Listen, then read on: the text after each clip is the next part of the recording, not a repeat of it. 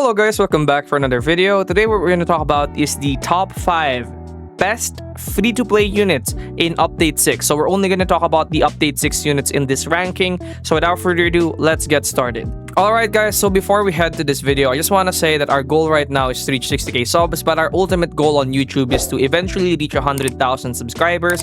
And by being subscribed before we got to 100k subs, you can officially claim to be an OG subscriber of AB Plays before I got to 100,000 subscribers. So if you enjoyed this content and others like it, please don't forget to show your support by liking and subscribing, and let's get started. So before we start, I would like to say that by F2P units, I'm talking about units that are at their core really great without Monarch or without traits even, you know. So these are going to be units like Ragna, for example. Now I'm not going to be talking about units outside of Update 6, but you get the picture here when I say units like Ragna. Basically units that are really great without Monarch and might actually be better without traits like Monarch. So in Update 6, we have these 9 units right here. So this is where the rankings are going to be. We have Lefelt, Baken, Yo-Yo Girl, Gear Boy, Kazzy, Not Good Guy, Aladdin, Dark Mage, and Astolfo.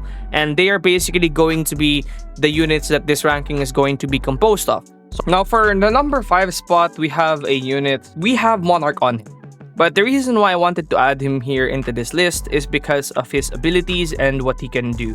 Now, basically, his ability is he has pretty great and decent damage. Is in his Dragon install ability, which drains 4% meter per second and cannot build meter in this mode, gets plus 150% damage and plus 30% range. So imagine that across 3 placements. And not only that, while in Dragon install, meter gain is reduced to 0% per attack, but you gain status effect immunity, debuff immunity, and anytime a burning enemy dies while in Dragon install, inflicts all enemy in range with burn for 30% of this unit's damage.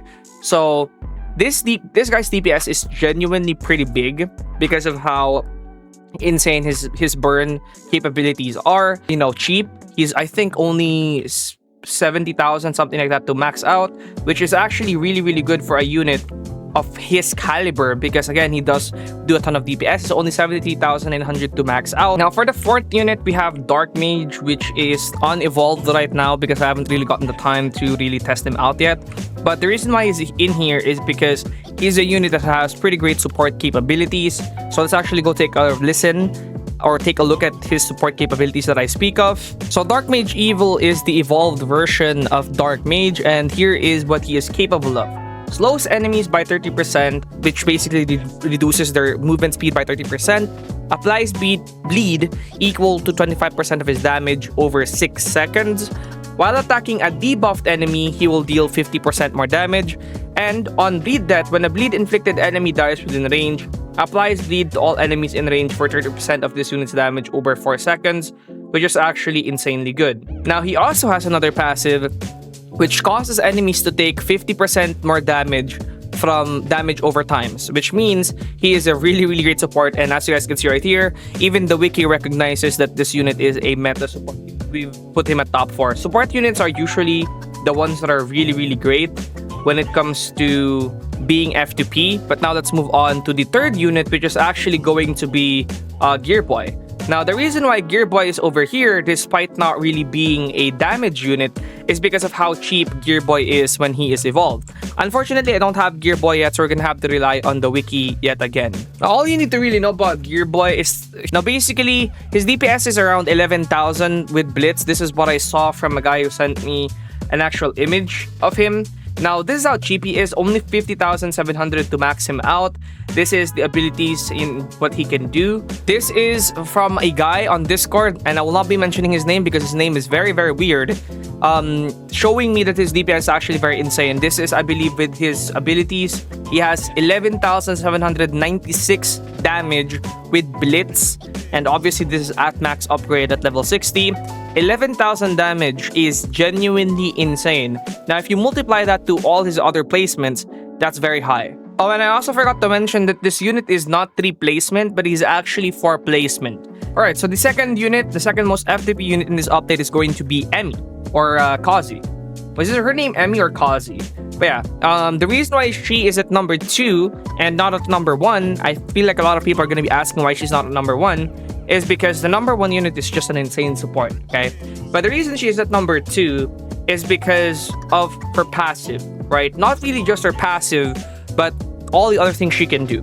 Now, her first passive, or her first ability rather, which is by the way at local cooldown, which means all of her placement can use it, is consumes 1 bar of meter to cleanse all debuff and status effect from unit in this unit's range, which essentially means that if any of your units get hit by energy drain or any debuff, Kazzy, if he has enough tension or bar, can activate this ability and essentially cleanse your units of any debuffs that they will have. Not just energy drain, but also future debuffs, which means that this unit is an insanely useful support for game modes where energy drain exists, or in future game modes where debuffs will exist.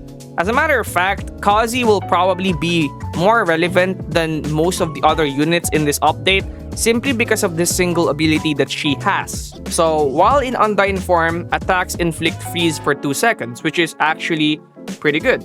And also, enemy debuff will allow enemies that are inflicted with bubbled to take 30% more damage. That's what this says right here. So enemies inflicted with bubble will take 30% more damage, which is actually really good. So if you add frozen, you add bubbled, and you add her ability to basically cleanse, she just becomes a really great support unit. And since she is a support unit, she doesn't need any traits to be good, period. Now, who could possibly be better than Kazzy? Well, the number 1 unit in this list is going to be Baken. Okay, now for the number 1 spot, free-to-play unit, it's going to be none other than Baken.